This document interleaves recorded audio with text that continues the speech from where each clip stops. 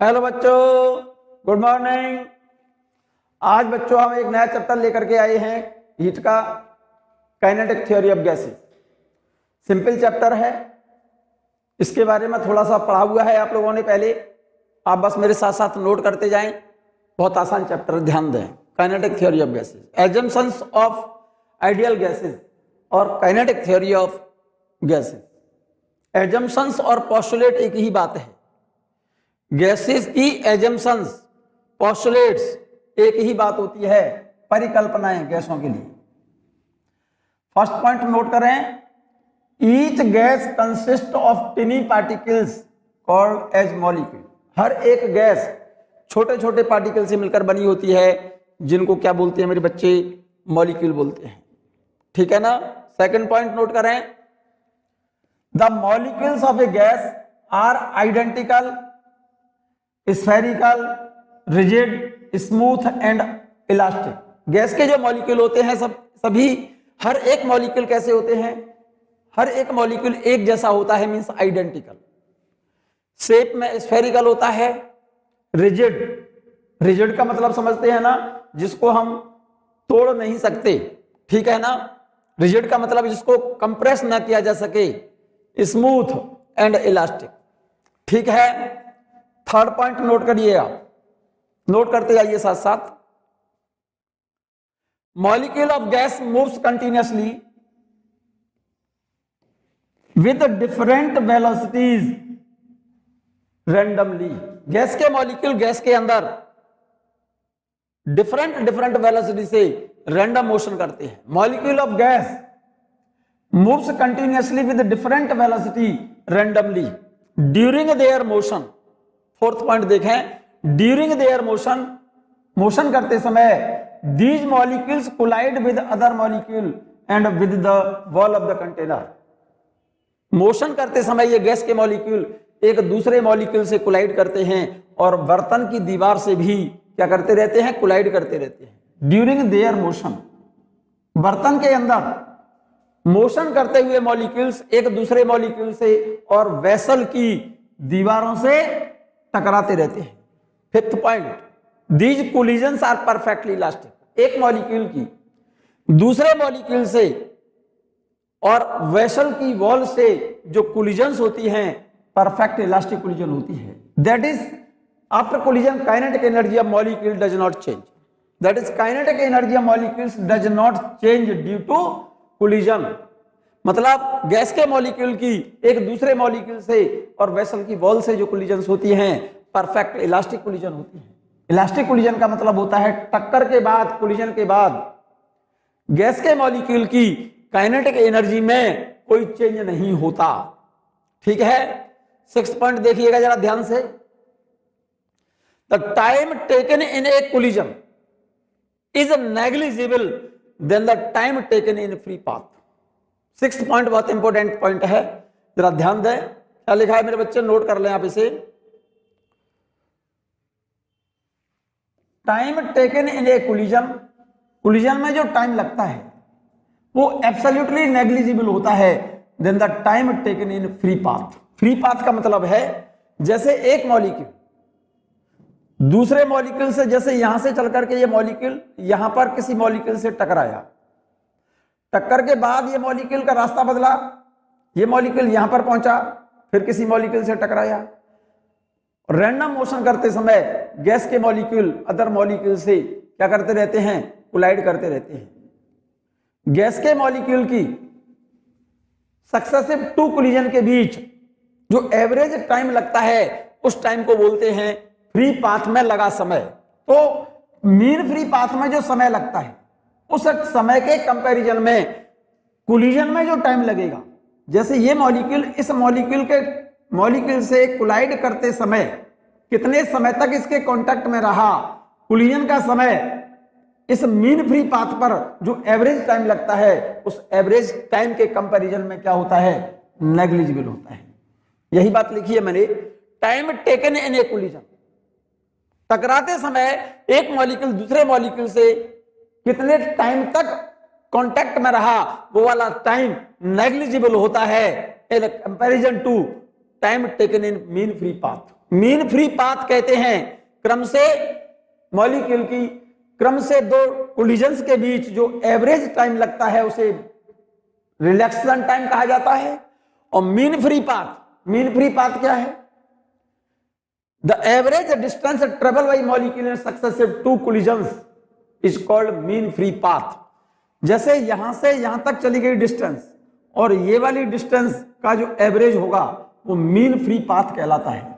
और mean free path पर जो समय लगेगा यहां तक का टाइम प्लस यहां तक का टाइम और उसका एवरेज, उस टाइम के कंपैरिजन में मॉलिक्यूल की कोलिजन में जो समय लगता है वो समय, कोलिजन का समय बहुत कम होता है फ्री पाथ पर लगे टाइम के कंपैरिजन में। 7th पॉइंट देखो ध्यान से। Pressure exerted by a gas, pressure exerted by a gas is due to collision its molecules with the wall of the container. Gas का जो प्रेशर होता है गैस के मॉलिक्यूल की वेसल की वॉल से, दीवारों से कोलिजन्स के कारण प्रोड्यूस होता है बच्चे। Pressure exerted by a gas is due to collision its molecules with the wall of the container। जब गैस के मॉलिक्यूल वेसल की वॉल से टकराते हैं तभी प्रेशर जनरेट होता है। ठीक है ना? प्रेशर, जैसे ये कोई वेसल है, ध्यान से सुनो मेरी बात को। जब गैस के मॉलिक्यूल इस वेसल की वॉल से टकराते हैं, जैसे ये मॉलिक्यूल ये इस दीवार से टकरा करके जितनी वेलोसिटी से ये मॉलिक्यूल इस दीवार से टकराया, क्योंकि कोलिजन इसकी इलास्टिक है तो इंसिडेंट मोमेंटम mu और टकराने के बाद सेम उसी वेलोसिटी से ये वापस आएगा। तो चेंज इन मोमेंटम पर collision 2mu, rate of change of momentum कहलाता है अप्लाइड फोर्स। तो इस मॉलिक्यूल के द्वारा इस दीवार पर एक कोलिजन में applied force delta P upon T, इतना फोर्स लगाएगा एक मॉलिक्यूल इस दीवार पर, वेसल की वॉल पर इतना फोर्स लगाएगा। और फोर्स पर यूनिट एरिया प्रेशर कहलाता है। क्लियर है? तो गैस के मॉलिक्यूल वेसल की वॉल से जब टकराएंगे तभी प्रेशर जनरेट होता है। यही बात लिखी है मैंने। Pressure exerted by a gas is due to collision its molecules with the wall of the container. Gas के मॉलिक्यूल जब बर्तन की दीवार से टकराते हैं तो प्रेशर प्रोड्यूस करेंगे। क्यों? क्योंकि गैस का मॉलिक्यूल जब दीवार से टकराएगा तो मॉलिक्यूल के द्वारा इस वॉल पर फोर्स अप्लाई किया जाएगा। एक्सर्टेड फोर्स क्या होता है? Rate of change of momentum.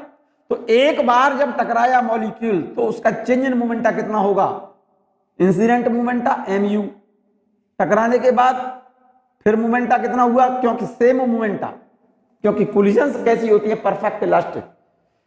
और इलास्टिक कोलिजन में मोमेंटा क्या रहता है? कंजर्व रहता है। इंसिडेंट मोमेंटा कितना है? mu।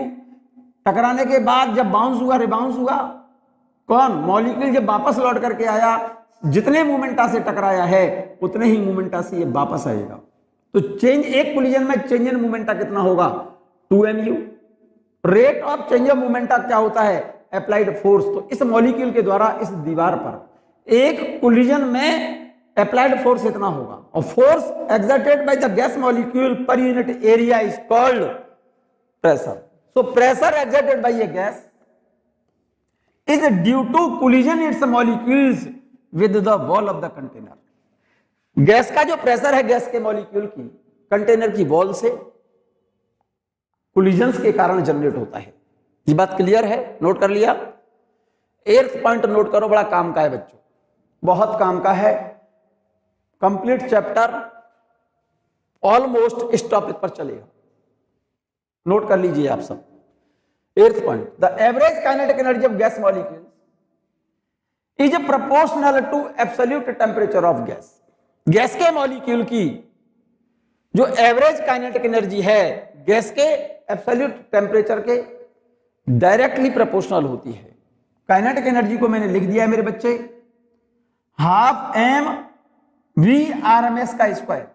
काइनेटिक एनर्जी ½ mv² होता है ना, तो यहां पर वेलोसिटी कौन सी है? ये रूट मीन स्क्वायर वेलोसिटी है गैस के मॉलिक्यूल्स की, तो काइनेटिक एनर्जी को लिख सकता हूं मैं रूट मीन स्क्वायर वेलोसिटी के टर्म में हाफ एम वी स्क्वायर। तो यहां पर वी जो है ना ये वेलोसिटी आरएमएस वेलोसिटी है, directly proportional absolute temperature. Half M ये तो कांस्टेंट है, so absolute temperature of gas molecule is directly proportional to square of V RMS. RMS velocity के स्क्वायर के डायरेक्टली प्रोपोर्शनल होगा क्या बेटा, एब्सोल्यूट टेम्परेचर गैस का, where m in this relation m is mass of molecule of gas, m mass of molecule of gas, v rms बोलते हैं root mean square velocity. ये RMS velocity है gas के molecule की, RMS velocity है root mean square velocity, note कर लें पहले आप इसे। एर्थ पोस्टुलेट देखिएगा, average kinetic energy of gas molecules is directly proportional to the absolute temperature of the gas. So average kinetic energy of gas is directly proportional to absolute temperature. Kinetic energy को लिख दिया है मैंने half M V square, directly proportional absolute temperature. Mass m क्या है, gas के एक molecule का मास है, वी आरएमएस गैस के मॉलिक्यूल की रूट मीन स्क्वायर वेलोसिटी है। m यहां पर एक मॉलिक्यूल का मास है, वी आरएमएस कहते हैं root mean square velocity. Clear है ये बात, जरा गौर से देखिएगा। Hence the temperature of gas molecule is depend upon speed of gas molecule, क्योंकि आपने लिखा है अभी अभी क्या, absolute temperature is directly proportional to VRMS का स्क्वायर। Hence the temperature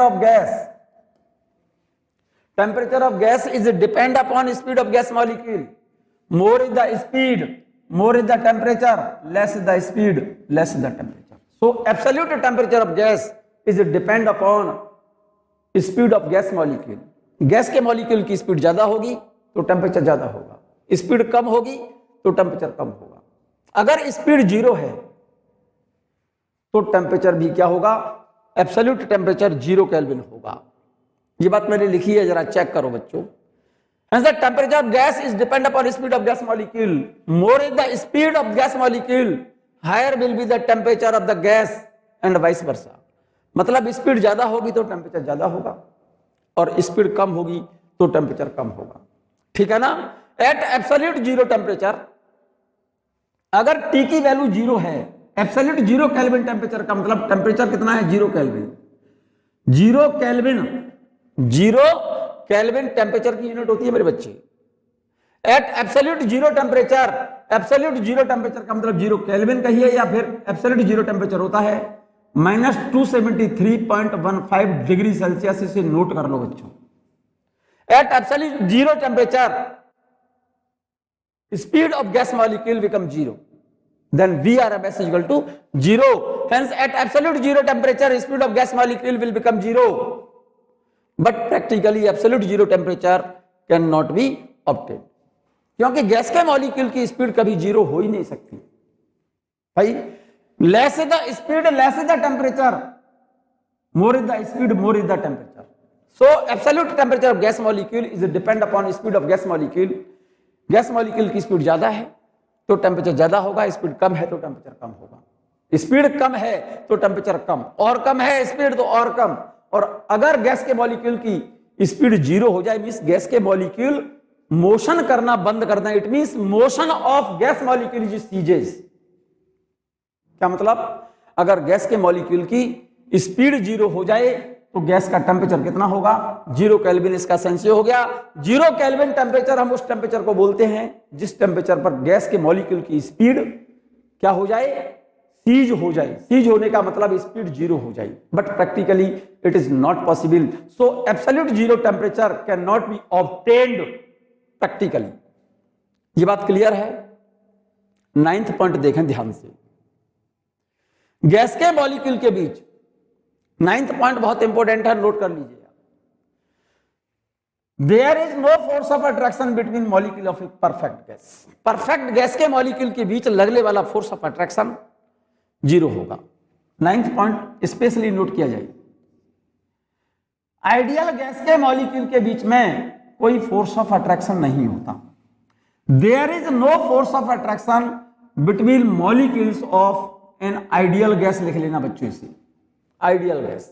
जब आइडियल गैस के मॉलिक्यूल के बीच फोर्स ऑफ अट्रैक्शन नहीं होगा, एक पॉइंट लिखे हैं आप, नोट करें, आइडियल गैस के मॉलिक्यूल्स के बीच कोई फोर्स ऑफ अट्रैक्शन नहीं होता, और जब फोर्स ऑफ अट्रैक्शन नहीं होगा तो इसीलिए आइडियल गैस के मॉलिक्यूल की पोटेंशियल एनर्जी जीरो होगी।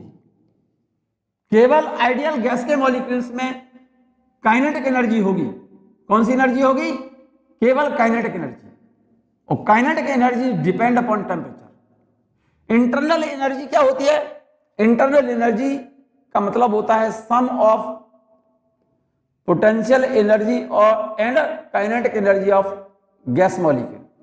पोटेंशियल एनर्जी और गैस के मॉलिक्यूल की काइनेटिक एनर्जी का सम गैस की इंटरनल एनर्जी कहलाती है। और आइडियल गैस के मॉलिक्यूल्स के बीच कोई फोर्स ऑफ अट्रैक्शन न होने की वजह से गैस के मॉलिक्यूल की पोटेंशियल एनर्जी जीरो होगी। So internal energy of an ideal gas is entirely in the form of kinetic energy of gas molecule, but kinetic energy of gas molecule is depend upon temperature. So internal energy of an ideal gas is depend upon only temperature, independent of pressure and volume. 9th point फिर से मैं बोल रहा हूं, specially इसे note करें। No force of attraction between the ideal gas molecules. Ideal gas के molecules के बीच कोई फोर्स ऑफ अट्रैक्शन नहीं होता। आइडियल गैस के मॉलिक्यूल्स के बीच जब फोर्स ऑफ अट्रैक्शन नहीं होगा, गैस के मॉलिक्यूल्स की पोटेंशियल एनर्जी क्या होगी? जीरो होगी। इसी वजह से आइडियल गैस की इंटरनल एनर्जी केवल गैस के मॉलिक्यूल्स की काइनेटिक एनर्जी की फॉर्म में होती है। So internal energy of an ideal gas is entirely in the form of kinetic energy of gas molecule, and kinetic energy of gas is depend upon temperature. So internal energy of an ideal gas is depend upon only temperature, independent of pressure and volume. एक बात और समझ लें बच्चों, potential energy depend करती है pressure और volume पर, और काइनेटिक एनर्जी डिपेंड करती है मेरे बच्चे टेम्परेचर पर। अब क्योंकि आइडियल गैस के मॉलिक्यूल्स के बीच कोई फोर्स ऑफ अट्रैक्शन नहीं है, इसलिए गैस के मॉलिक्यूल की क्या बेटा पोटेंशियल एनर्जी जीरो होगी। क्योंकि आइडियल गैस के मॉलिक्यूल्स के बीच कोई फोर्स ऑफ अट्रैक्शन नहीं होगा तो गैस के मॉलिक्यूल्स बहुत दूर दूर होंगे, और गैस के मॉलिक्यूल्स जब बहुत ज्यादा दूर दूर होंगे, गैस के मॉलिक्यूल्स की पोटेंशियल एनर्जी क्या होगी? जीरो होगी। So internal energy of an ideal gas is entirely in the form of kinetic energy of gas molecule. अब क्योंकि काइनेटिक एनर्जी डिपेंड करती है केवल टेम्परेचर पर, so internal energy of an ideal gas is depend upon only temperature, independent of pressure and volume. ये बात ठीक से याद रखना। क्लियर? पॉइंट नंबर 10 नोट करें आप। Volume of one molecule of an ideal gas is negligible in comparison to total volume of gas. Note करिए आप इसे। आइडियल गैस के एक मॉलिक्यूल का जो वॉल्यूम होता है, टोटल गैस के वॉल्यूम के कंपैरिजन में क्या होता है? नेग्लिजिबल होता है। ये जो एजम्पशंस जो पढ़ रहे हैं आप, जो पोस्टुलेट ये पढ़ रहे हो, ये केवल और केवल और केवल आइडियल गैसेस के लिए। किन के लिए मेरे बच्चे? आइडियल गैसेस के लिए। तो 10th पॉइंट देखें, volume of one molecule of an ideal gas is negligible in comparison to total volume of gas. Gas के आइडियल गैस के एक मॉलिक्यूल का वॉल्यूम गैस के टोटल वॉल्यूम के कंपैरिजन में क्या होता है? एब्सोल्युटली नेग्लिजिबल होता है। पॉइंट नंबर 11 देखें, effect of gravity on these molecules. Gas के मॉलिक्यूल्स पर ग्रेविटी का जो इफेक्ट होता है नेग्लिजिबल होता है। Effect of gravity on these molecules is negligible. Gas के मॉलिक्यूल पर ग्रेविटी का बच्चे कोई इफेक्ट नहीं होता। अगर गैस के मॉलिक्यूल पर ग्रेविटी का इफेक्ट होता तो क्या होता? गैस के मॉलिक्यूल पर ग्रेविटी का कोई इफेक्ट नहीं होता, इफेक्ट नेग्लिजिबल होता है। अगर इफेक्ट ग्रेविटी का इफेक्ट गैस के मॉलिक्यूल पर ज्यादा होता तो अर्थ सरफेस से ऊपर गैस नहीं होती। ग्रेविटी की वजह से वो सभी गैस मॉलिक्यूल कहां पर गिर जाते? अर्थ पर गिर जाते, और अर्थ सरफेस से ऊपर गैस नहीं होती। इसका मतलब क्या है? अर्थ सरफेस से ऊपर गैसेज हैं, इसका मतलब गैस के मॉलिक्यूल्स पर, ठीक है ना, ग्रेविटी का कोई प्रभाव नहीं पड़ता। इसी वजह से अर्थ सरफेस से ऊपर भी क्या है, गैसेज हैं, ठीक है। 12th पॉइंट देखिएगा, द नंबर ऑफ कोलिजन्स पर unit volume in a gas is remain constant. बहुत इंपॉर्टेंट और इंपॉर्टेंट पॉइंट है बच्चों, नोट कर लें आप। द नंबर ऑफ कोलिजन्स पर unit volume in an ideal gas remain constant. Ideal gas के पर यूनिट वॉल्यूम में गैस के मॉलिक्यूल्स की जो नंबर ऑफ कोलिजन्स होती है वो कांस्टेंट रहती है। द नंबर ऑफ कोलिजन्स पर unit volume in a gas, और आइडियल गैस की बात कर रहा हूं मैं, हमेशा क्या रहता है, कोलिजन्स, नंबर ऑफ कोलिजन्स पर unit volume in ideal gas always remain constant. ये पॉइंट नोट कर लिया जाए, क्लियर है। गैस के आइडियल गैस के, एक आइडियल गैस के पर यूनिट वॉल्यूम में गैस के मॉलिक्यूल की नंबर ऑफ कोलिजन्स क्या रहती है, हमेशा कांस्टेंट रहती है पर यूनिट वॉल्यूम में। ये बात ध्यान रखना। मैं बात कर रहा हूं मेरे बच्चे the distribution of molecular speeds. आपको मालूम है गैस के अंदर गैस के molecules, all molecules of gas moves randomly in a different direction with a different speed. इसका मतलब ये हो गया गैस के अंदर गैस के जो मॉलिक्यूल होते हैं उन सभी मॉलिक्यूल्स की स्पीड सेम नहीं होती। जो वेसल है, इस वेसल के अंदर गैस के मॉलिक्यूल्स जब मोशन करते हैं डिफरेंट डायरेक्शन में, डिफरेंट वेलोसिटी से मूव करते हैं। जैसे किसी मॉलिक्यूल की वेलोसिटी तो v1 है, किसी मॉलिक्यूल की वेलोसिटी v2 है, किसी मॉलिक्यूल की वेलोसिटी v3 है, एंड सो ऑन, किसी मॉलिक्यूल की वेलोसिटी v4। इसका मतलब गैस के मॉलिक्यूल गैस के अंदर डिफरेंट वेलोसिटी से डिफरेंट डायरेक्शन में मूव करते हैं। मैक्सवेल डिस्ट्रीब्यूशन लॉ के अकॉर्डिंग गैस के अंदर गैस के मॉलिक्यूल अलग अलग स्पीड से मूव करते हैं, और इस वेसल के अंदर जो गैस के मॉलिक्यूल्स हैं उन सभी मॉलिक्यूल्स की स्पीड सेम नहीं है। इसीलिए स्पीड को हमने 3 भागों में बांटा है। गैस के मॉलिक्यूल की स्पीड 3 तरह की होती है, एक तो रूट मीन स्क्वायर स्पीड, एक मोस्ट प्रोबेबल स्पीड, और एक होती है average speed. Most probable speed एक होती है रूट मीन स्क्वायर स्पीड, और एक एवरेज स्पीड। जैसे इस वेसल के अंदर जो गैस के मॉलिक्यूल हैं उन सभी मॉलिक्यूल की स्पीड सेम नहीं है। अब क्योंकि स्पीड सेम नहीं है इसलिए गैस के मॉलिक्यूल की स्पीड को 3 भागों में डिवाइड किया है, 3 डिवीजन किए हैं मेरे बच्चे।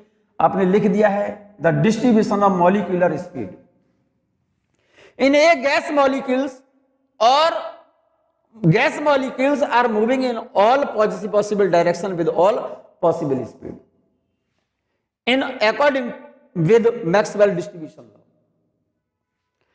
shown graphically in figure। Maxwell distribution law से उन्होंने ग्राफ में रिप्रेजेंट किया है गैस के मॉलिक्यूल की स्पीड को। फिर से समझ लो इस पॉइंट को, ये पॉइंट इंपॉर्टेंट नहीं है, मोस्ट इंपॉर्टेंट है, इसको नोट कर लिया जाए बच्चों। The distribution of molecular speed in a gas molecules, in a gas molecules are moving in all possible direction with all possible speeds in according with Maxwell's distribution law। Note करिए आप इसे, shown graphically in figure। इस graph में Maxwell distribution law से speed, gas के molecule की speed और number of molecules को ग्राफ में शो किया है। इस ग्राफ को बनाइए आप पहले। इस वाली एक्स एक्सिस पर तो गैस के मॉलिक्यूल की स्पीड ली है बच्चों, गैस के मॉलिक्यूल की स्पीड इस एक्सिस पर ली है मैंने, और इस एक्सिस पर, वाई एक्सिस पर लिए है मैंने नंबर ऑफ मॉलिक्यूल्स। किसी वेसल के अंदर जो गैस भरी हुई है उस गैस के मॉलिक्यूल की नंबर तो मैंने इधर लिया है इस वाली एक्सिस पर, ध्यान देना मेरी बात पर, और इस एक्सिस पर मैंने लिए स्पीड। ध्यान से सुनना, गैस के मॉलिक्यूल की पहली बात तो स्पीड 0 नहीं होती, तो ये जो ग्राफ है ना कभी भी ओरिजिन से पास नहीं होता, ओरिजिन से थोड़ा हटके चलता है बच्चों। यहां से ये जो ग्राफ है ना, आपने इसमें ओरिजिन से दिखाया है, ओरिजिन से पास नहीं होता। इस एक्सिस पर क्या दिखा दिया है आपने, number of molecules, number of molecules. Graph आप ओरिजिन से नहीं दिखाते, एक्चुअल में ओरिजिन से थोड़ा ऊपर हट के दिखा दिया आप। ये ग्राफ इस तरह से जा रहा है, ओरिजिन से नहीं जाता ये ग्राफ, क्योंकि गैस के कोई भी गैस का मॉलिक्यूल ऐसा नहीं होता जिसकी स्पीड 0 हो। गैस के मॉलिक्यूल की स्पीड 0 हो ही नहीं सकती, ठीक है ना। अब उस वेसल के अंदर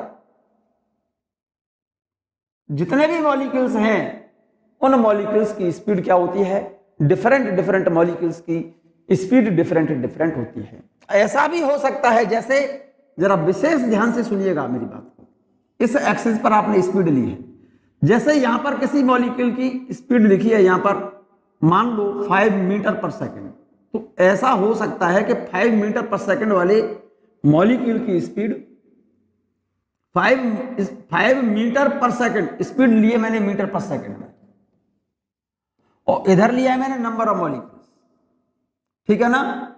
नंबर ऑफ मॉलिक्यूल्स इस एक्सिस पर लिए मैंने, यहां पर लिख दिया मान लो 10, यहां पर लिख दिया है 15, यहां पर लिख दिया है 20, यहां पर लिख दिया है मैंने 25। उसके बाद मैंने ग्राफ ऊपर दिखाया नहीं, जरा गौर से देखिएगा, ठीक है ना। तो ये क्या लिखा हुआ है यहां पर, इस एक्सिस पर 10 लिखा है, इसका मतलब उस वेसल के अंदर 10 मॉलिक्यूल ऐसे हैं जिनकी स्पीड 5 मीटर पर सेकंड है, 15 मॉलिक्यूल ऐसे हैं जिनकी स्पीड 10 मीटर पर सेकंड है, मान जाओ। 20 मॉलिक्यूल्स ऐसे हैं जिनकी स्पीड मान लो 15 मीटर पर सेकंड है, और 25 मॉलिक्यूल्स ऐसे हैं जिनकी स्पीड कितनी है, 25 मॉलिक्यूल्स ऐसे हैं जिनकी स्पीड कितनी है, जैसे मान लो यहां पर 20 मान लो आप, 20 मीटर पर सेकंड, ठीक है ना। जिस स्पीड के नंबर ऑफ मॉलिक्यूल सबसे ज्यादा होते हैं, उस स्पीड को बच्चों बोलते हैं मोस्ट प्रोबेबल स्पीड, VMP लिखा है बच्चों, इस स्पीड को बोलते हैं मोस्ट प्रोबेबल स्पीड। किसी बर्तन के अंदर, किसी वेसल के अंदर जिस स्पीड के मॉलिक्यूल की संख्या सबसे ज्यादा होती है, उस स्पीड को मोस्ट प्रोबेबल स्पीड कहते हैं, ठीक है ना। अब जरा गौर से देखिएगा, ये स्पीड मान लो 25 है, यहां पर 25 मीटर पर सेकंड स्पीड वाले मॉलिक्यूल्स मोस्ट प्रोबेबल स्पीड से, ये 20, ये 25, यहां पर 30 मान जाओ, ठीक है नहीं। और इस वाली एक्सिस पर मैंने स्पीड लिखी है, इस एक्सिस पर मैंने नंबर ऑफ मॉलिक्यूल्स लिखे हैं।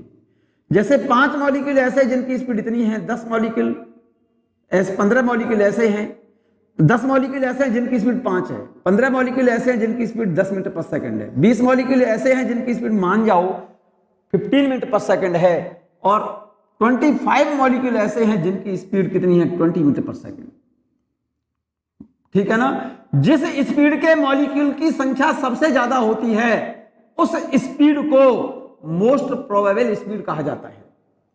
और ये वाली स्पीड लिखी है मैंने एवरेज स्पीड, और ये वाली स्पीड लिखी है मैंने root mean square speed, RMS velocity. Root mean square velocity क्या होती है, एवरेज स्पीड क्या होती है, मोस्ट प्रोबेबल स्पीड क्या होती है, ये बात हम अभी बताते हैं आपको। पहले इस ग्राफ को बना लीजिए आप इसको। एक बात ये कि जब ग्राफ बनाएं आप ध्यान दें, तो इस ग्राफ को ओरिजिन से स्टार्ट मत करना, आप थोड़ा सा ऊपर से स्टार्ट करना, यहां से इस वाले ग्राफ को यहां से काट देना। मैं इसको, इस वाले ग्राफ को रेड कलर से मैं शो कर रहा हूं, देखो इस वाले ग्राफ को यहां से काट देना, ग्राफ को यहां से ले जाना ऊपर, यहां से ले जाना, क्योंकि गैस के अंदर कोई भी मॉलिक्यूल ऐसा नहीं होता जिनकी स्पीड क्या हो बेटे, 0 हो। इस ग्राफ को, इतना हिस्सा इस ग्राफ में से हटा देना, ये वाला हिस्सा, ग्राफ आप यहां से ऊपर से लेना, ठीक है ना। ग्राफ बना लो, पहले तो बना लिया मेरे बच्चे, बना लिया राजा बेटा। इस ग्राफ में देखो जरा, मैंने यहां पर दिखाई है कौन सी स्पीड, ये वाली स्पीड दिखाई है मैंने most probable speed. Most probable speed उस स्पीड को बोलते हैं जिस स्पीड के मॉलिक्यूल्स गैस में सबसे ज्यादा हों, जिस स्पीड के मॉलिक्यूल की संख्या यहां पर n की वैल्यू सबसे ज्यादा होगी इस ग्राफ में, भाई इस ग्राफ में इधर मैंने क्या लिया है नंबर ऑफ मॉलिक्यूल्स, तो इस जगह पर नंबर ऑफ मॉलिक्यूल्स यहां पर n की वैल्यू मैक्सिमम है, ठीक है नहीं। जिस स्पीड के नंबर ऑफ मॉलिक्यूल्स सबसे ज्यादा हो उस स्पीड को बोला जाता है मोस्ट प्रोबेबल स्पीड, और ये वाली स्पीड है एवरेज स्पीड, और ये वाली मैंने लिखी है ग्राफ में रूट मीन स्क्वायर स्पीड। जरा गौर से देख लो, रूट मीन स्क्वायर स्पीड सबसे ज्यादा होती है, इससे कम होती है एवरेज स्पीड, और सबसे कम होती है मोस्ट प्रोबेबल स्पीड। इस क्रम को ठीक से बनाना, इस क्रम को ठीक से बनाना। आरएमएस स्पीड सबसे ज्यादा होती है, इससे कम होती है एवरेज वेलोसिटी, और सबसे कम होती है मोस्ट प्रोबेबल स्पीड। ये एवरेज स्पीड है, ये not velocity, this is the average speed. Root mean square speed, average speed, most probable speed. RMS speed सबसे ज्यादा है, उससे कम है एवरेज स्पीड, सबसे कम होती है most probable speed. Most probable speed उस स्पीड को बोलते हैं जिस स्पीड के गैस के अंदर मॉलिक्यूल्स की संख्या सबसे ज्यादा हो। जिस स्पीड के मॉलिक्यूल सबसे ज्यादा होते हैं गैस के, उन मॉलिक्यूल्स की स्पीड को मोस्ट प्रोबेबल स्पीड बोलते हैं। ध्यान से सुनना, जिस स्पीड के नंबर ऑफ मॉलिक्यूल सबसे ज्यादा है उसको मोस्ट प्रोबेबल स्पीड कहते हैं।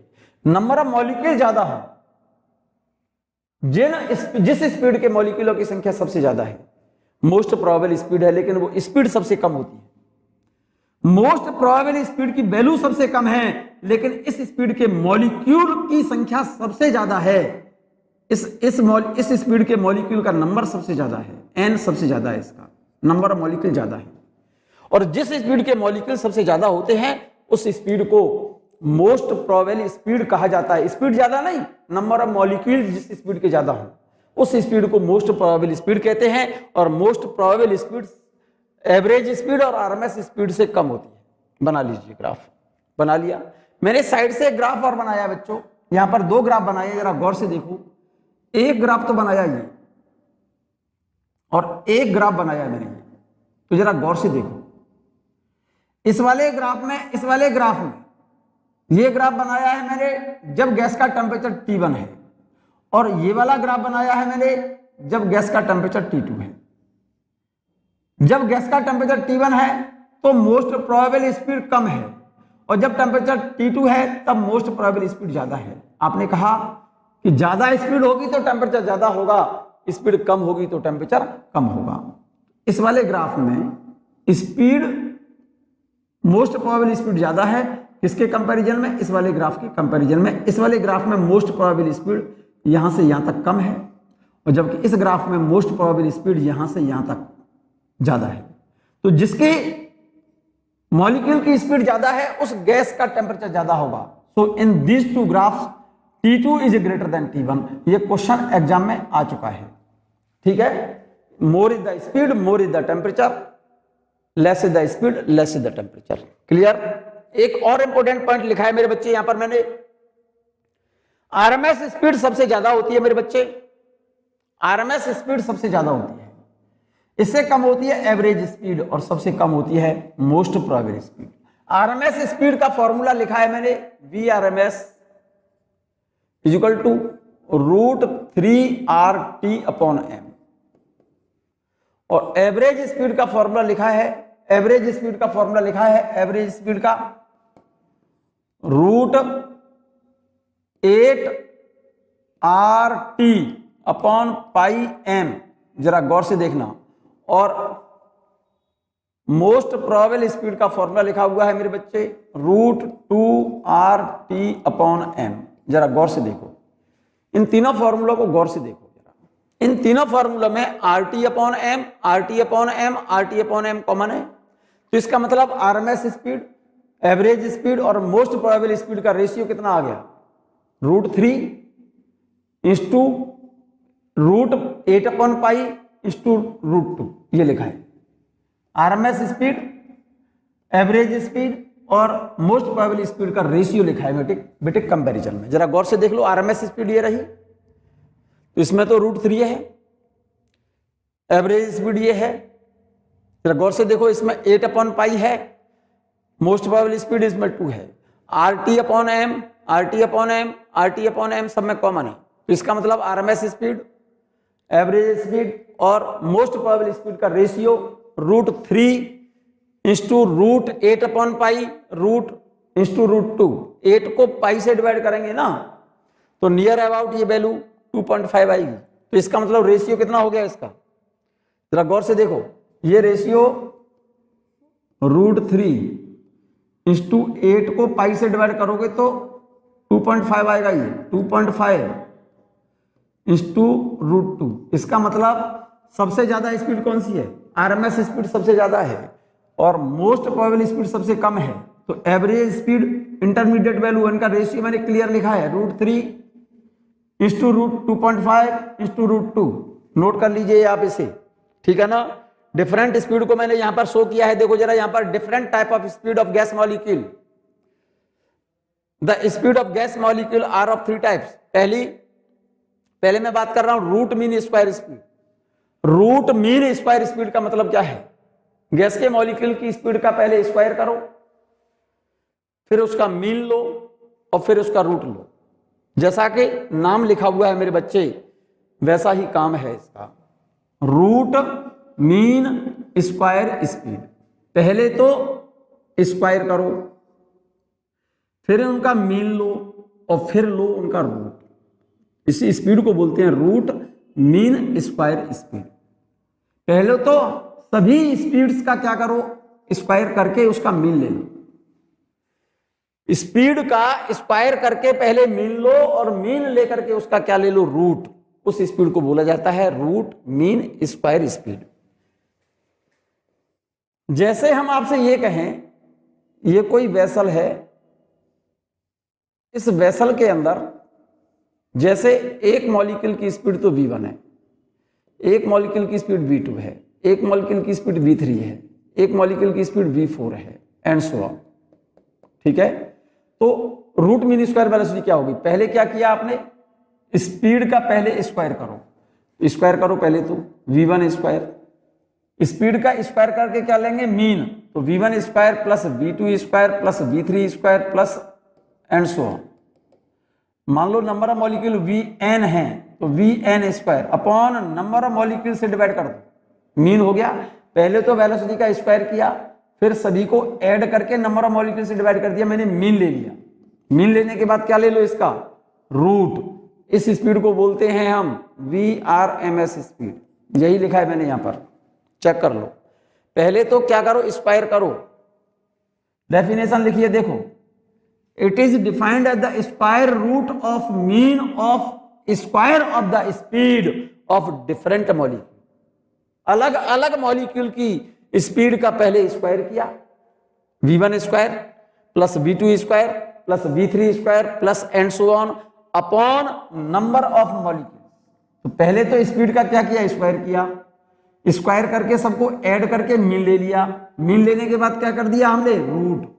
इसको बोलते हैं रूट मीन स्क्वायर स्पीड और root mean square velocity. Clear, यही डेफिनेशन लिखिए, देखो, it is defined as the square root of mean of square of speeds of different molecules. अलग अलग मॉलिक्यूल्स की स्पीड का स्क्वायर करके मीन लिया और मीन लेकर के आपने उसका क्या लिया, रूट। इस स्पीड को बोला जाता है रूट मीन स्क्वायर स्पीड। इस स्पीड को जरा गौर से देखो, v1 square plus v2 square plus v3 square plus and so on upon n, ये इसको बोलते हैं हम मीन वेलोसिटी। स्क्वायर बाद में स्क्वायर करना, पहले तो मीन वेलोसिटी और सबका क्या कर दिया हमने, स्क्वायर, और उसका क्या ले लिया हमने, रूट। क्लियर है ये बात। Otherwise v1 square plus v2 square plus v3 square plus and so on upon number of molecule, square करके मीन ले लिया और उसके बाद लेना रूट। इस स्पीड को बोला जाता है root mean square speed. And according to the kinetic theory of gases, इसका बहुत बेहतरीन फॉर्मूला आप नोट करो। यह फॉर्मूला बड़ा काम का है, इसका डेरिवेशन आपके सिलेबस में नहीं है बच्चों, इस फॉर्मूले को नोट कर लो। According to the kinetic theory of gases, VRMS के लिए रिलेशन होता है √3 PV upon mass of gas, या फिर equal to √3 RT upon M, और equal to √3 KT upon M। Root mean square velocity का फॉर्मूला ये वाला नोट किया जाए, पहले नोट करो इसे, तभी बताएंगे हम। Root mean square of velocity, root mean square velocity of gas molecule is given by the relation according to kinetic theory of gases is equal to √3 PV upon mass of the gas, और is equal to √3 RT upon M, और एक formula और होता है √3 KT/M। अगर VRMS speed का formula हम ये लिखते हैं, देखो मैं यहां लिख के दिखाता हूं अलग से। VRMS स्पीड का फॉर्मूला हम लिखते हैं √3 PV upon M। In this formula M is the whole mass of gas. In this relation M is whole mass of gas, whole mass of gas। यहां पर P गैस का pressure है, note कर लेना pressure, और V gas का volume है। किसी वेसल के अंदर कोई गैस भरी है, इस वेसल में कोई गैस भरी हुई है मान जाओ, और इस गैस का, इसमें कोई गैस है, कोई गैस भरी है मान जाओ, और इस गैस का प्रेशर P है, वॉल्यूम V है, और इस वेसल के अंदर जो गैस भरी हुई है उस गैस का टोटल मास M है। तो इन गैस के मॉलिक्यूल्स की RMS स्पीड के लिए फॉर्मूला √3 PV अपॉन M लिखना। इस फॉर्मूले में M गैस का होल मास है, नोट कर लिया। दूसरा फॉर्मूला नोट करें VRMS का, VRMS is equal to √3 RT upon M। In this relation R is gas constant, gas constant, और इसकी वैल्यू R की 8.315 into 10⁻³ joule per kelvin, joule per KG mole kelvin, kelvin, ठीक है। T absolute temperature है, ये absolute temperature है ये, ठीक है। M यहां पर गैस का मॉलिक्यूलर वेट है, मॉलिक्यूलर वेट, नोट कर लीजिए आप इसे। अगर गैस का फॉर्मूला, आप गैस के मॉलिक्यूल्स की RMS स्पीड का फॉर्मूला आप √3 PV अपॉन M लिखते हैं, तो उस फॉर्मूले में जो M आएगा ना, ये गैस का टोटल मास आएगा। और अगर गैस के मॉलिक्यूल्स की RMS स्पीड का फॉर्मूला √3 RT/M लिखते हैं आप, तो इस फॉर्मूले में R यहां पर बोलते हैं गैस कांस्टेंट, T को बोलते हैं एब्सोल्यूट टेम्परेचर, और M यहां पर गैस का मॉलिक्यूलर वेट है। जैसे ऑक्सीजन गैस है वेसल के अंदर, मान लो ये गैस है, वेसल है कोई, और इस वेसल के अंदर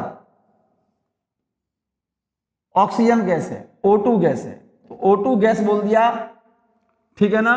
तो O2 के लिए मॉलिक्यूलर वेट हम जानते हैं डायरेक्ट 32 होता है, तो M की जगह पर मॉलिक्यूलर वेट लिखेंगे गैस का, और R यहां पर यूनिवर्सल गैस कांस्टेंट बोलते हैं इसे, और इसकी वैल्यू हर एक गैस के लिए 1 किलोग्राम मोल गैस के लिए R की वैल्यू फिक्स होती है 8.315 इंटू 10⁻³ जूल पर किलोग्राम मोल केल्विन। R की वैल्यू फिक्स है, ये यूनिवर्सल गैस कांस्टेंट बोलते हैं इसको, ठीक है। T इस गैस का एब्सोल्यूट टेम्परेचर, जो भी टेम्परेचर गैस का हो वो इस फॉर्मूले में केल्विन में लिखेंगे हम। एब्सोल्यूट टेम्परेचर हमेशा, एब्सोल्यूट टेम्परेचर जो लिखते हैं ना, एब्सोल्यूट टेम्परेचर हमेशा किसमें लिखते हैं, इन केल्विन। एब्सोल्यूट टेम्परेचर हमेशा केल्विन में लिखते हैं, ये बात ध्यान रखना, ठीक है ना। अगर क्वेश्चन में टेम्परेचर सेल्सियस में दिया हो तो उस टेम्परेचर में 273 ऐड कर देना, तो सेल्सियस टेम्परेचर जो है वो केल्विन में बदल जाएगा, क्लियर। और अगर RMS स्पीड का फॉर्मूला आप VRMS स्पीड का फॉर्मूला लिखते हैं √3 KT/M, तो जरा गौर से देखिएगा, VRMS is equal to √3 KT/M लिखते हैं, जरा गौर से देखना ध्यान से। यहां पर के बोल्ट्जमैन कांस्टेंट है, के यहां पर बोल्ट्जमैन कांस्टेंट है,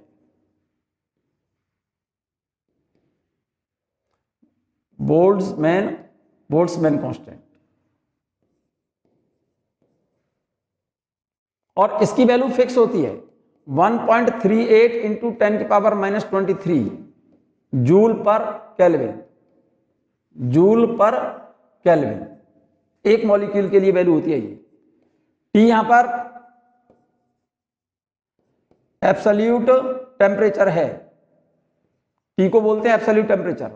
एम यहां पर मास of one molecule, mass of one molecule of gas, molecule of gas, gas के एक मॉलिक्यूल का मास है इस फॉर्मूले में। एम यहां पर गैस के एक मॉलिक्यूल का मास है, के यहां पर बोल्ट्जमैन टेम्परेचर है मेरे बच्चे, और टी एब्सोल्यूट टेम्परेचर है। ये बात ठीक से याद रहे, आप इस फॉर्मूले को देख लो। RMS speed of gas molecule is given by the relation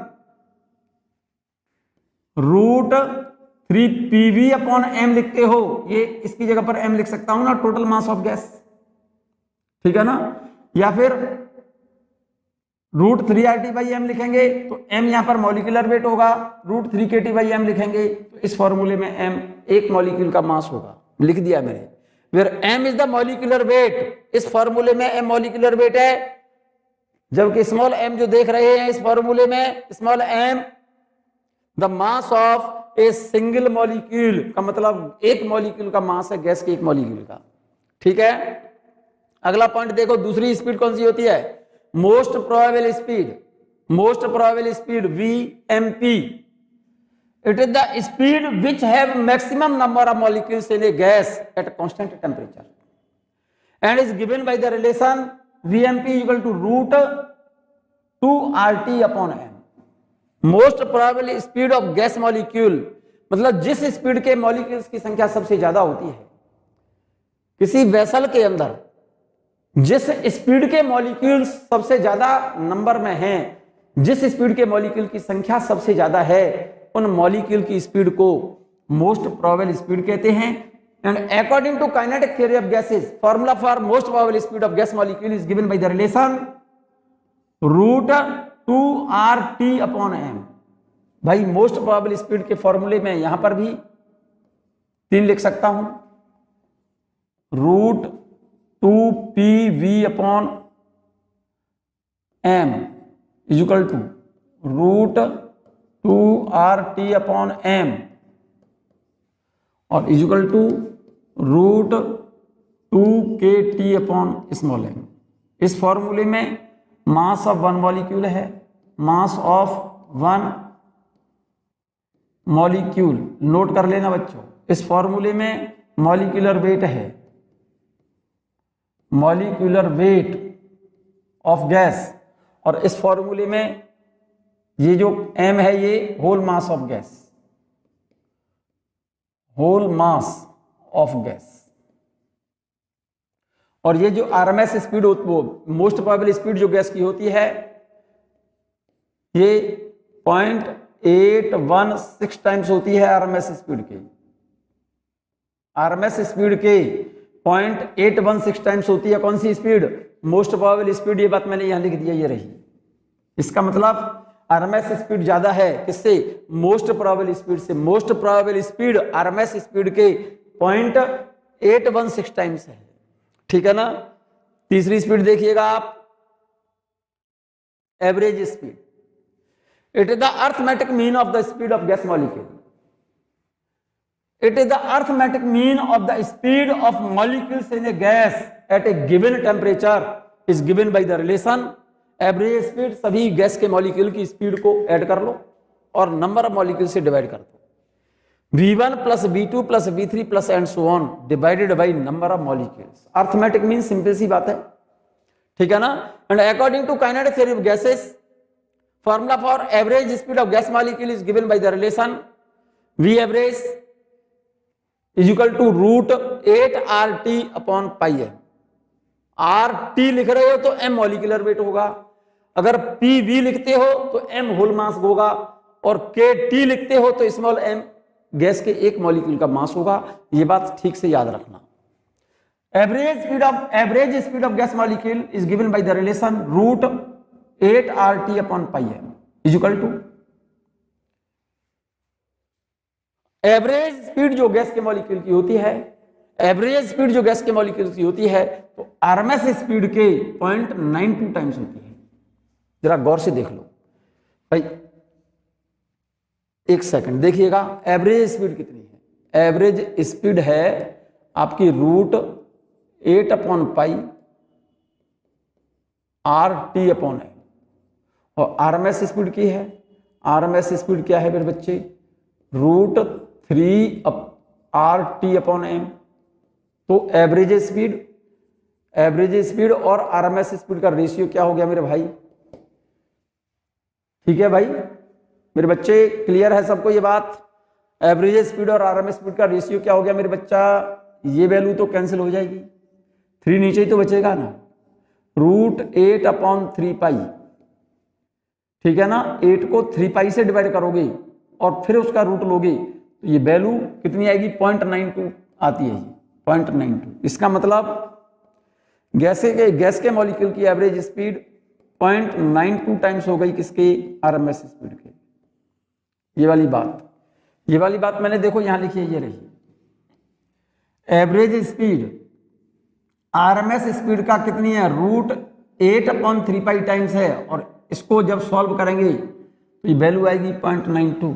इसका मतलब average speed of gas molecule is equal to 0.92 times of RMS speed of gas molecule. Clear? इसका सेंस ये हो गया कि आरएमएस स्पीड सबसे ज्यादा है, एवरेज स्पीड उससे कम है और मोस्ट प्रोबेबल स्पीड सबसे कम है। आरएमएस स्पीड, एवरेज स्पीड और मोस्ट प्रोबेबल स्पीड का रेशियो क्या हो गया? फिर से यहां पर फॉर्मूले लिखे दे रहा हूं आपकी मेमोरी के लिए। आरएमएस स्पीड कितनी है? 3RT/m, एवरेज स्पीड √8πRT/m और मोस्ट प्रोबेबल स्पीड होती है √2RT/m। तो रेशियो कितना हो गया? देखो ये वैल्यू तो कॉमन है, तो रेशियो कितना हो गया? √3 × √8/π × √2, ये रहा √3 × √8/π × √2। क्लियर? 8 को पाई से डिवाइड करोगे तो नियर अबाउट 2.5 वैल्यू आएगी। तो इसका मतलब आरएमएस स्पीड, एवरेज स्पीड और मोस्ट प्रोबेबल स्पीड का रेशियो या तो ये लिखना या ये लिखना। क्लियर है मेरे बच्चे बात? ये नेक्स्ट टॉपिक देखें बच्चों, बहुत इंपॉर्टेंट सा है, सिंपल सा है। Mean free path, the average distance travelled by a gas molecule between 2 successive collisions is called mean free path. क्या होता है? जैसे कोई मॉलिक्यूल यहां से चला, यहां पर कोलाइड किया, पहली कोलिजन, फिर चला इधर यहां कोलाइड किया, तो 2 लगातार कोलिजन्स के बीच में जो एवरेज डिस्टेंस चली जाती है गैस के मॉलिक्यूल के द्वारा, वो average distance mean free path कहते हैं उसको। It is the average distance travelled by gas molecule between 2 successive collision is called mean free path. The average distance travelled by a gas molecule between 2 successive collisions is called mean free path. क्रम से 2 टक्करों के बीच जो average distance molecule के द्वारा चली जाती है, उस एवरेज डिस्टेंस को मीन फ्री पाथ कहा जाता है और इसको डिनोट करते हैं मेरे बच्चे मीन फ्री पाथ को लैम्डा से। किससे? लैम्डा से। और इसके लिए according to kinetic theory of gases इसके लिए रिलेशन है, डेरिवेशन आपके सिलेबस में नहीं है। लैम्डा इज इक्वल टू 1/√2, नोट कर लेना, पाई d²n। यहां पर d डायमीटर है गैस के मॉलिक्यूल का और n number of molecules per unit volume. Unit volume में n यहां पर नंबर ऑफ मॉलिक्यूल्स है। इस रिलेशन में d तो डायमीटर गैस के मॉलिक्यूल का और n number of molecules per unit volume. Note कर लो आप इस बात को। नोट कर लिया, d is the diameter of the gas molecule and n is the number of molecules per unit volume. Unit volume में नंबर ऑफ मॉलिक्यूल्स हैं, n यहां पर यूनिट वॉल्यूम में गैस के नंबर ऑफ मॉलिक्यूल्स। एक relation आपने पढ़ा हो, अगर नहीं पढ़ा है तो आप पढ़ लें। एक रिलेशन प्रेशर के लिए फॉर्मूला बताया जाएगा बच्चों, PV = NKT। इस फॉर्मूले में P गैस का प्रेशर है, V गैस का वॉल्यूम है, N number of molecules in V volume, V volume में नंबर ऑफ मॉलिक्यूल्स N है, और यहां पर K बोलते हैं बोल्ट्जमैन कांस्टेंट, और T यहां पर क्या है मेरे बच्चे, एब्सोल्यूट टेम्परेचर है। तो यहां से इफ V = 1, अगर वॉल्यूम यूनिटी होता तो उस केस में N कितना होता, N बराबर क्या होगा। एक भी बात सुनो बच्चों, PV = NKT, इस V की जगह पर 1 लिखेंगे तो N बराबर क्या होगा, N बराबर P/KT। ठीक है, क्योंकि V की जगह पर हमने क्या लिख दिया 1, इस V की जगह पर 1 लिखेंगे तो N बराबर क्या होगा, P/KT। तो इस फॉर्मूले में अब N क्या है, number of molecules per unit volume. इस वैल्यू को हम इस फॉर्मूले में सब्स्टिट्यूट कर दें तो मीन फ्री पाथ के लिए रिलेशन क्या आ जाएगा, 1/√2 πd², और n की जगह पर P/KT, तो KT पहुंचा जाएगा ऊपर, तो रिलेशन आ जाएगा λ = KT/√2 πd²P। चेक कर लो ठीक से भाई, इस रिलेशन में n की जगह पर P/KT सब्स्टिट्यूट कर रहे हैं, तो यहां पर रिलेशन क्या आएगा, इसकी n की जगह पर P/KT लिखोगे तो KT ऊपर पहुंचेगा ना, तो KT तो ये आ गया और P नीचे रह जाएगा, यहां पर ये रहा, तो रिलेशन तो यही आ गया ना, √2 πd², और इसकी जगह पर P/KT, KT पहुंच गया ऊपर, ये रहा KT/P। Clear. Mean free path के लिए रिलेशन आ गया प्रेशर और टेम्परेचर के टर्म में। ये रिलेशन था number of molecules per unit volume, D तो डायामीटर है गैस के मॉलिक्यूल का, फॉर्मूला ना भूलें। मीन फ्री पाथ के लिए गैस के मॉलिक्यूल्स का मीन फ्री पाथ के लिए फॉर्मूला होता है ये 1/√2 πd²N, 1/√2 πd²N। In this relation D is the diameter of gas molecule, N is number of molecules per unit volume। एक फॉर्मूला हम जानते हैं PV = NKT। अगर गैस का वॉल्यूम यूनिटी होता तो नंबर ऑफ मॉलिक्यूल्स कितना होते, N बराबर P/KT। N की जगह पर, इस N की जगह पर यहां से P/KT इस जगह पर सब्स्टिट्यूट कर दिया मैंने, तो इस N की जगह पर लिखूंगा P/KT, तो P/KT पहुंच गया ऊपर, तो रिलेशन आ जाएगा λ = 1/√2 πd²P, और ये ऊपर क्या है KT। क्लियर है ये बात क्लियर है। अरे मेरे बच्चा, इस N की जगह पर P/KT सब्स्टिट्यूट किया मैंने, तो इस N की जगह पर लिखेंगे P/KT, तो यहां पर आएगा P/KT, KT पहुंचेगा ऊपर, तो KT तो ये रहा, और इसकी जगह पर यहां पर क्या आ गया, P आ गया। क्लियर। तो इस रिलेशन में जरा गौर से देखो, ये रिलेशन मीन फ्री पाथ के लिए है, गैस के मॉलिक्यूल्स का मीन फ्री पाथ के लिए फॉर्मूला है ये, कि यहां पर बोल्ट्जमैन कांस्टेंट है, T absolute temperature of P pressure है, where P is a pressure of gas and T is absolute temperature, और K को बोलते हैं बोल्ट्जमैन कांस्टेंट। एक और इंपॉर्टेंट पॉइंट बच्चों, मोस्ट इंपॉर्टेंट पॉइंट, जरा ध्यान से देखिएगा। As density of gas, density के लिए डेंसिटी को हमने डिनोट करते हैं रो से लिख दो या D से लिख दो, क्योंकि D से हमने इसलिए लिखा क्योंकि यहां पर D डायमीटर लिख दिया है मॉलिक्यूल का आपने। डेंसिटी बराबर होता है total mass upon volume. Density = मास अपॉन वॉल्यूम होता है ना, डेंसिटी = मास अपॉन वॉल्यूम, ये टोटल मास है गैस का, और गैस का टोटल मास लिखा है मैंने, गैस के एक मॉलिक्यूल का mass into number of molecule. ठीक है ना। जैसे कोई वेसल है, इस वेसल का वॉल्यूम V है मान जाओ आप, और इसके अंदर कोई गैस भरी है, इस गैस का वॉल्यूम V है और इसमें कोई गैस भरी है। ठीक है ना मेरे बच्चे। एक मॉलिक्यूल का मास स्मॉल m है और इस वेसल के अंदर नंबर ऑफ मॉलिक्यूल्स n है, तो गैस का टोटल मास कितना हो गया, नंबर ऑफ मॉलिक्यूल्स इनटू एक मॉलिक्यूल का मास, टोटल मास कह देंगे ना गैस का total mass m।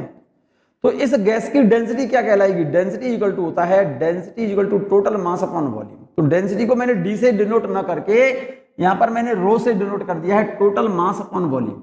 Total mass को मैंने लिख दिया है एक मॉलिक्यूल का mass into number of molecule. यहां तक तो कोई प्रॉब्लम नहीं है।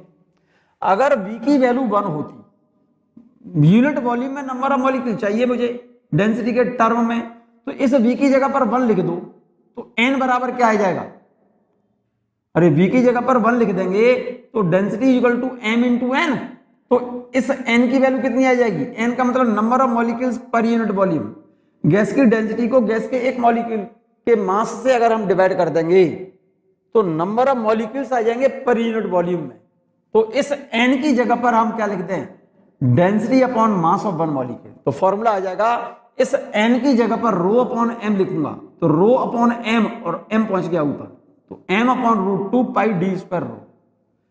तो ये फॉर्मूला आ गया डेंसिटी और गैस के एक मॉलिक्यूल के मास के टर्म में। तो कॉमन फॉर्मूला देखो जरा गौर से, यहां पर जरा कॉमन फॉर्मूला देखो मीन फ्री पाथ के लिए, lambda equal to 1 upon root 2 pi D square N. तो इसमें डी तो डायमीटर है और N number of molecules per unit volume, और इसको हम एन की जगह पर पी अपॉन के टी लिखेंगे तो पी अपॉन के टी ऊपर पहुंच गया। तो ये टेम्परेचर और प्रेशर के टर्म में। और अगर एन की जगह पर क्या लिखते हैं हम? Density upon mass of one molecule. Density upon mass of one molecule, तो इसकी जगह पर क्या आ जाएगा? रो अपॉन एम पहुंच गया ऊपर। तो अब जरा गौर से कॉमन फॉर्मूला देख लो। क्वेश्चन फॉर्मूले के अकॉर्डिंग क्वेश्चन करेंगे हम सॉल्व। देखो क्वेश्चन में number of molecules per unit volume और डायमीटर दिया है तो ये फॉर्मूला लगा देना। प्रेशर, टेम्परेचर और डायमीटर गैस के मॉलिक्यूल का दिया है तो ये फॉर्मूला लगेगा। एक मॉलिक्यूल का मास और गैस की डेंसिटी और मॉलिक्यूल के डायमीटर दिया है तो ये फॉर्मूला लगेगा।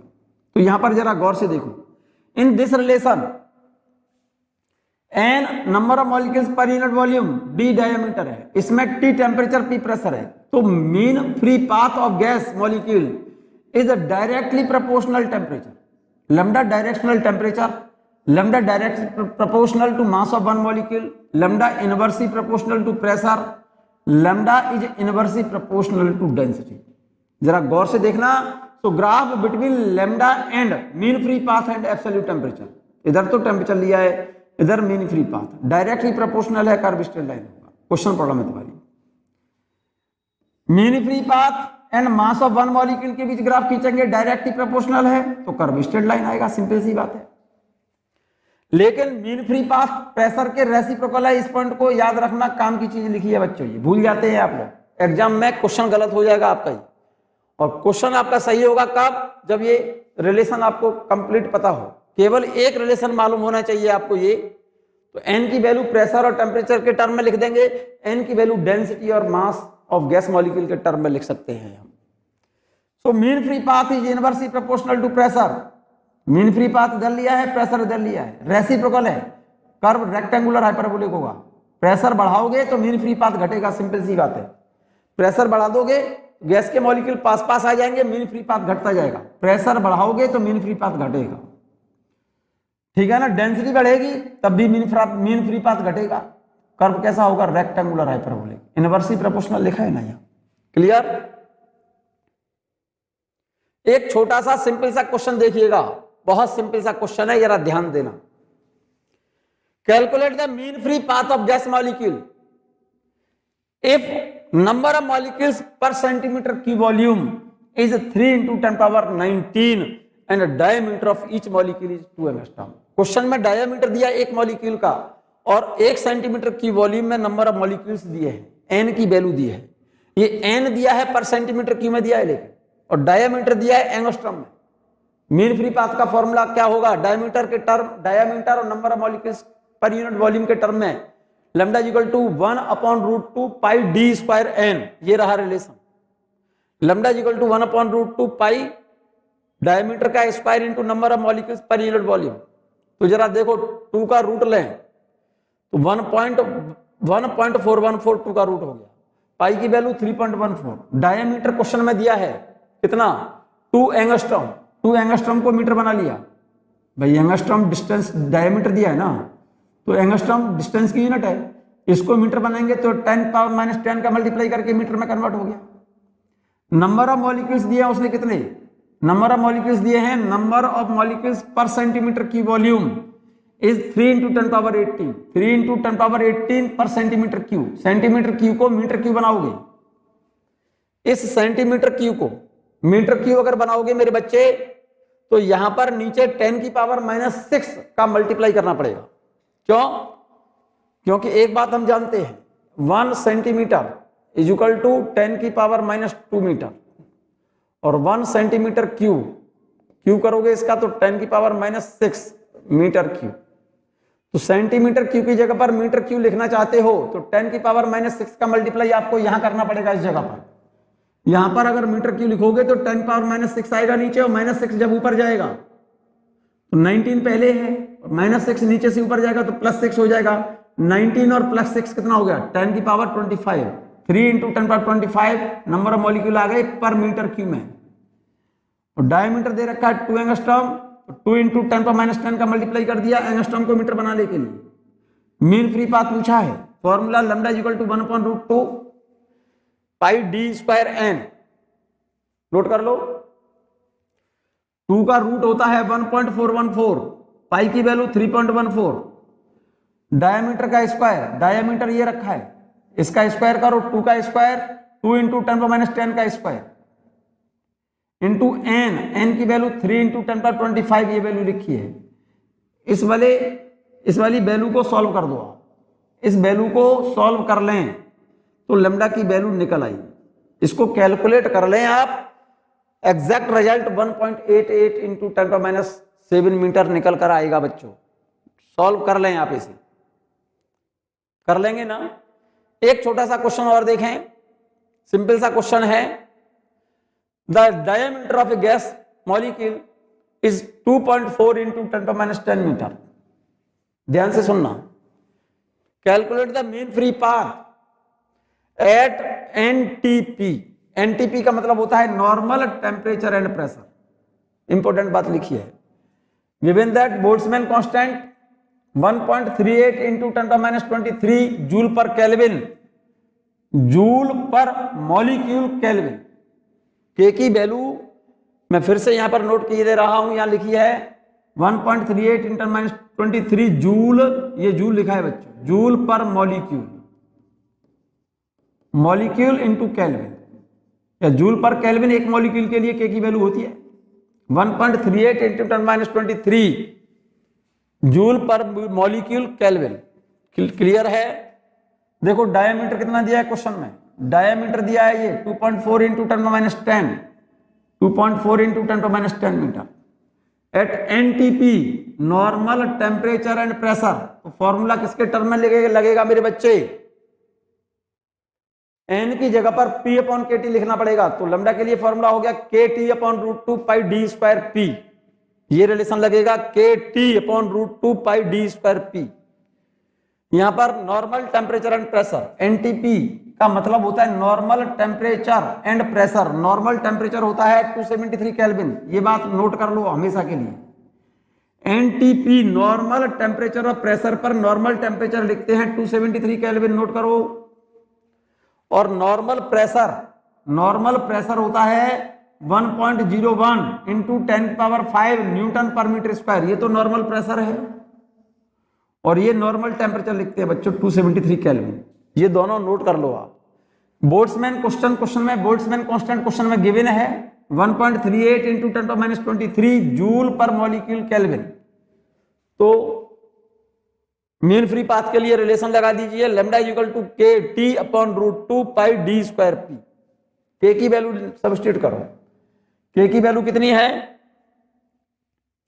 के की वैल्यू है 1.38 × 10⁻23, तो ये वैल्यू के की लगा दी, ये रही, इंटू T एब्सोल्यूट टेम्परेचर 273 ये लिख दिया, अपॉन √2, 2 का रूट 1.414, पाई की वैल्यू 3.14, डायमीटर क्वेश्चन में गिवन है ये रहा, इसका स्क्वायर करो 2.4 × 10⁻10 का स्क्वायर, और इंटू P प्रेशर है नॉर्मल प्रेशर, ये रहा, यहां वैल्यू सब्स्टिट्यूट कर दी।